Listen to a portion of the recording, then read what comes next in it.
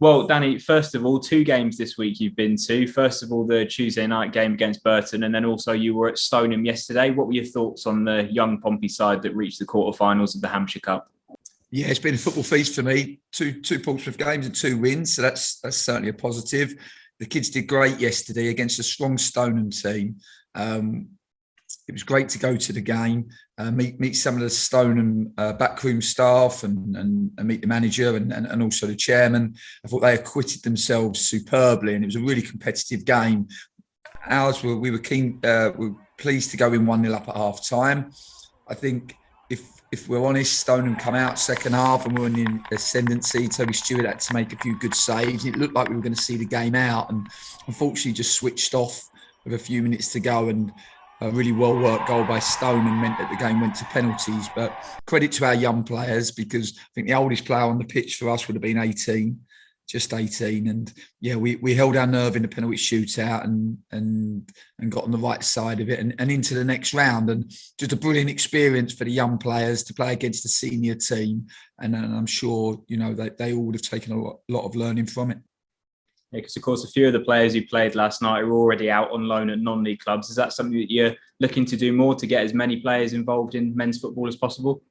Definitely. I think for us, as soon as the players are physically ready, then we should challenge them to play senior football, because they learn so much in the competitive nature of men's football, and particularly when there's 3 points at stake. So it's great for their education. We look at Harvey and look at Dan Gifford, who've been out at Bognor. Harry Jewett-White has been out at Havant and Waterlooville, and you could see that those boys in particular had really benefited from the experience of their loan, and you could see that in their performances last night for sure. On to first team matters then. Doncaster on Saturday. What do you make of them? They're obviously currently sitting bottom of the league, but they've had a few impressive performances of late. Well, they have, not to be underestimated. I think Gary McSheffrey has gone in and done a really good job and almost galvanised them as a team. They've had a busy January transfer window, have been able to add some real pace and athleticism at the top end of the pitch. You only got to look at their last two away performances. They beat MK Dons and they've beaten Sunderland. To know that they will be a real threat, and we have to make sure that we're at our very best if we want to get on the right side of it. And obviously going in off the back of a 2-1 win on Tuesday night, is that something that you see you can build on? Without a doubt, I think we would have grown from the result. I think there's some things in the game that we did really, really well. The expected goals of over 4. Probably could have been a little bit more ruthless and maybe would have made the game easier for ourselves if we'd have found that third goal. But there was a lot to like in terms of the amount of chances that we created. I think we can play with more rhythm than we did, but certainly the confidence that we take from Tuesday will help us to do that. Marlon Romeo was a doubt on Tuesday, but he made it through the game. How's he looking? Is he all good? Yeah, I think Marlon, you have to credit him. He was probably only 80% fit, but willing to put his body on the line for the team and put himself up for selection. And yeah, he's a good kid. You don't always get, when they're lone players and they're coming from another club. Sometimes then, can be a little bit selfish and put themselves before the team. But not with Marlon. He's always been team first, and I have a lot of respect for that.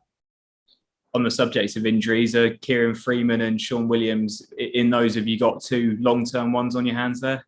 Yeah, unfortunately, it looks like that. Whether we'll see them before the end of the season, time will tell. But certainly, not in the foreseeable, unfortunately. But just in terms of the players that you do have available and the team selection that you make, what's the main thing that you're going to want to see from your squad tomorrow? Well, I think for us, we want to play with the energy and the intensity and the aggression that we saw on Tuesday. I think, like I said, we can definitely improve in terms of the rhythm and the control that we had in the game. But no, for us, it was good to have sort of real dominance in terms of chances created, because we looked to threat both in open play and from set pieces. I think definitely, when you look at the set piece, it's the biggest threat that we've been. And I think you have to credit Michael Jacobs and the quality of his delivery. I think Denver Hume had a couple of nice free kicks as well. And I think, I think 19 19 chances we created on Tuesday night, and at least half of them came from either a set piece or from second phase from a set piece. So that was a real positive. And yeah, it's just a great game for us.